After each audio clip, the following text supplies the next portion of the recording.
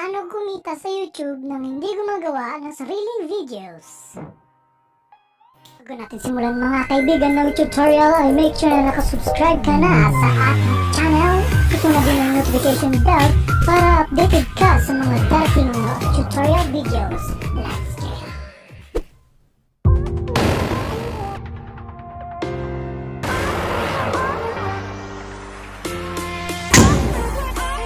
Mga kaibigan, punta na tayo agad-agad sa step 1.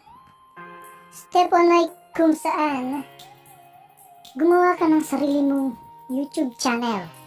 Alam mo naman na siguro kung paano gumawa ng YouTube channel, di ba? Kaya wala, nasabi ko lang. Kaya jump na tayo sa step 2. Step 2 mga kaibigan ay mag-search ka kung anong gusto mong i-upload doon sa search box. So, kung makikita mo sa yung YouTube application or sa desktop mo, ay itong search dito sa tuktok, yung mag-define glass dyan, search box. So, mag-search tayo na kung ano, and let's say Manila Bay. Ayan, Manila Bay. Pagka-search mo, punta na tayo agad sa step 3. Step 3 mga kaibigan ay pindutin lamang ang nasa gilid ng search box sa may upper right corner na may 3 linya. Ayan. Hanapin lamang po yan ang nasa tuktok. Ayan po ang nasa tuktok. Yan. Ayan. And then hanapin po ang Creative Commons. Ayan, Creative Commons, and then apply para mag-apply ka sa abroad. Ayan. As you can see mga kaibigan, madaming mga Creative Commons videos, and maghanap lang po kung anong gusto nyo. Example lang naman to, and then ito, sabihin mo lang to. Yan.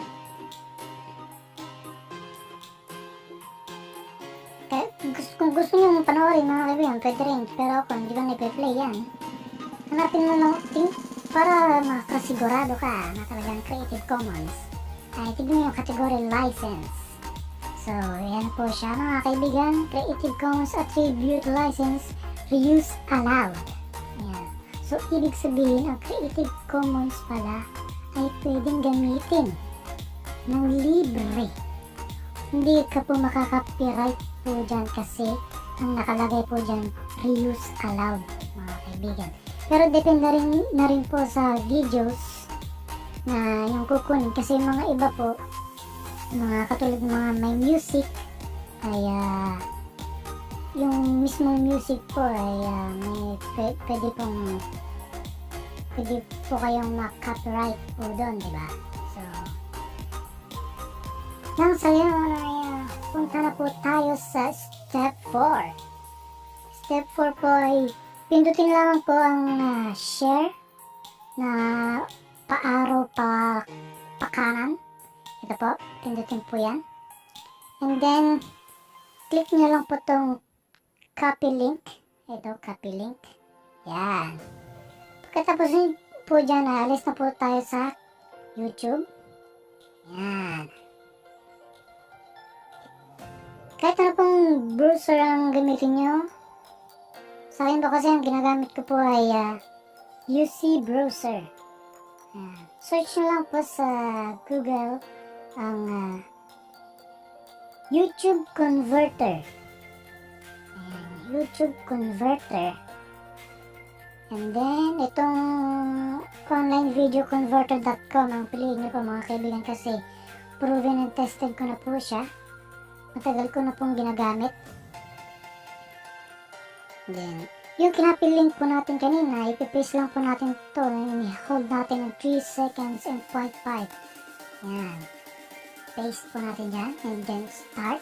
I-generate na po yung mga aking mga files. Ano po kung anong files yan. Yan. 100% na totoo. Ayan. And then, syempre, download. Diba? Download. Ayan. Download.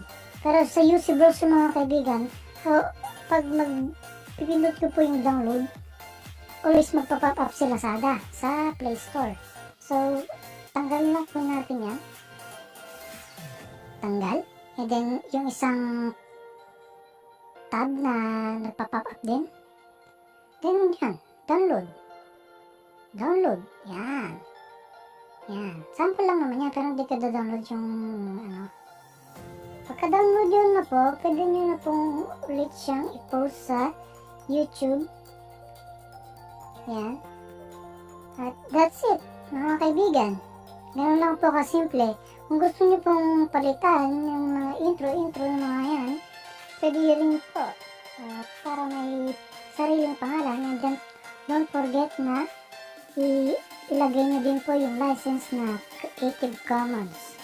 Para hindi po sabihin na sa inyo po talaga yon. Kasi baka maka-copyright po kayo. Yan. So that's it mga kaibigan, and don't forget to subscribe sa aking channel. Yan. Para sa mga bagong tutorial. See you soon!